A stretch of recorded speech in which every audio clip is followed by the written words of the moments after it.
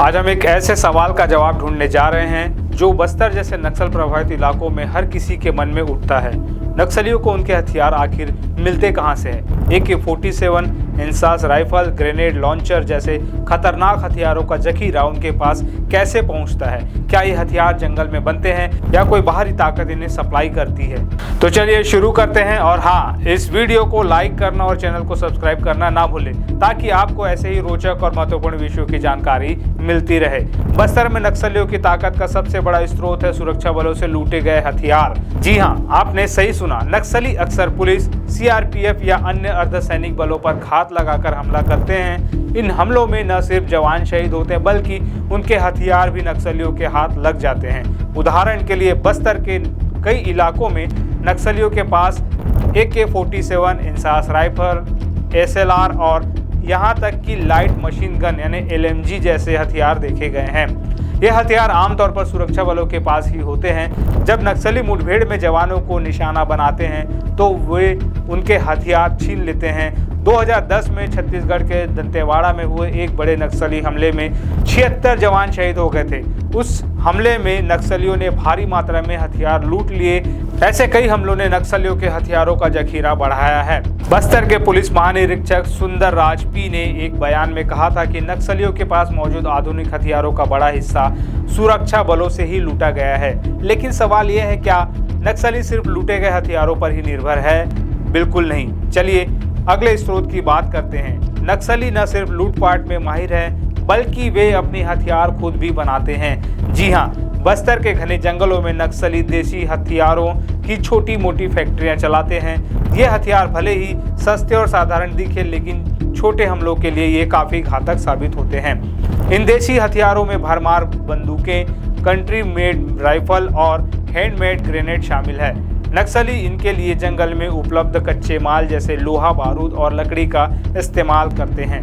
2017 में ITBP और Chhattisgarh police ने एक ऐसी नक्सली हथियार फैक्ट्री का भंडाफोड़ किया था जहां ऐसी देसी बंदूकें बनाई जा रही थी। यह हथियार ज़्यादातर नए कैडर या छोटे नक्सली समूह को दिए जाते हैं। लेकिन क्या ये देसी हथियार ही नक्सलियों की पूरी ताकत है? नहीं, उनकी ताकत का एक और स्रोत है जो काफ़ी चौंकाने वाला है। अब बात करते हैं नक्सलियों के हथियारों के सबसे रहस्यमय स्रोत की, बाहरी सप्लाई। कुछ रिपोर्ट्स के मुताबिक नक्सलियों को उनके हथियार अन्य उग्रवादी संगठनों से मिलते हैं। खास तौर पर नेपाल के रास्ते पाकिस्तान और चीन जैसे देशों से हथियारों की तस्करी की खबरें सामने आई है। हालांकि सुरक्षा बलों की सख्ती और सीमा पर निगरानी बढ़ने के कारण अब ऐसी सप्लाई काफी कम हो गई है। फिर भी कुछ छोटे मोटे नेटवर्क अभी भी सक्रिय है।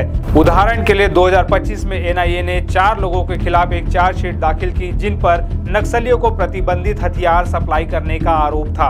इन नेटवर्क में कई बार स्थानीय लोग भी शामिल होते हैं जो मजबूरी या लालच में नक्सलियों की मदद करते हैं। लेकिन क्या आप जानते हैं कि नक्सलियों के पास कुछ ऐसे हथियार भी हैं जो कई साल पुराने हमलों से आए हैं? करीब 15 साल पहले 2008 में ओडिशा के कोरापुट जिले में नक्सलियों ने एक ऐसा हमला किया जिसने उनके हथियारों का जखीरा रातों रात बढ़ा दिया। इस हमले में नक्सलियों ने पुलिस और सुरक्षा बलों से 1000 से ज्यादा हथियार लूट लिए। इनमें राइफल, पिस्तौल और गोला बारूद का भारी स्टॉक शामिल था। जानकारों का मानना है कि नक्सली आज भी बस्तर में लूटे गए हथियारों का इस्तेमाल कर रहे हैं। ये हथियार इतने टिकाऊ है कि इन्हें बिना ज्यादा रख रखाव के भी इस्तेमाल किया जा सकता है। इस घटना ने सुरक्षा बलों को हिलाकर रख दिया था और इसके बाद से नक्सलियों के खिलाफ अभियान को और तेज किया गया। लेकिन क्या ये लूट ही नक्सलियों का एकमात्र स्रोत है? नहीं, एक और चौंकाने वाला तरीका है जिसके बारे में आपको जानना चाहिए। बस्तर जैसे नक्सल प्रभावित इलाकों में काम करने वाले ठेकेदार और स्थानीय कारोबारी भी नक्सलियों के हथियारों का स्रोत बनते हैं। जी हाँ, ये सुनकर हैरानी हो सकती है लेकिन ये सच है। कई बार ठेकेदार जो सड़क, पुल या अन्य निर्माण कार्यों के लिए बस्तर में काम करते हैं, नक्सलियों के दबाव में आकर उन्हें हथियार सप्लाई करते हैं। ऐसा इसलिए क्योंकि नक्सली इन ठेकेदारों को काम करने की इजाज़त तभी देते हैं जब वे उनकी मांगे पूरी करें।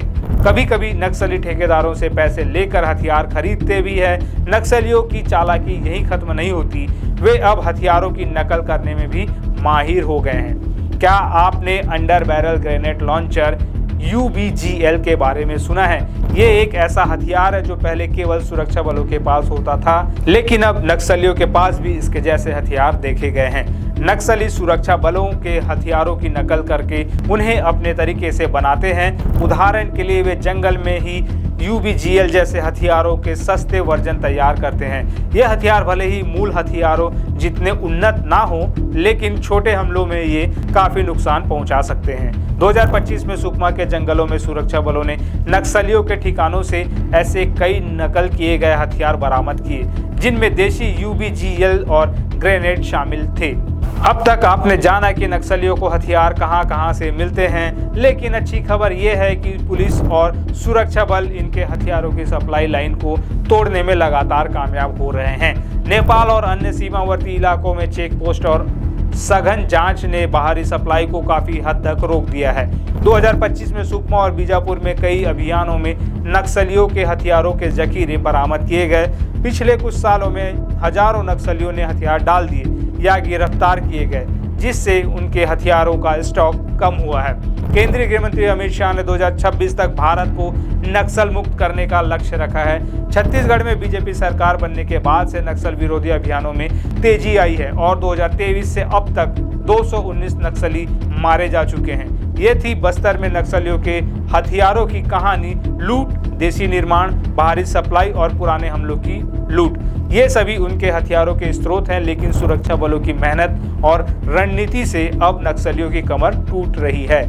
आपको ये वीडियो कैसा लगा? क्या आप चाहेंगे कि हम बस्तर या नक्सलवाद से जुड़े और विषयों पर वीडियो बनाएं? नीचे कमेंट में जरूर बताएं और हाँ, इस वीडियो को लाइक, शेयर और अपने दोस्तों तक पहुंचाएं। हमारे चैनल को सब्सक्राइब करें और बेल आइकॉन दबाना ना भूलें।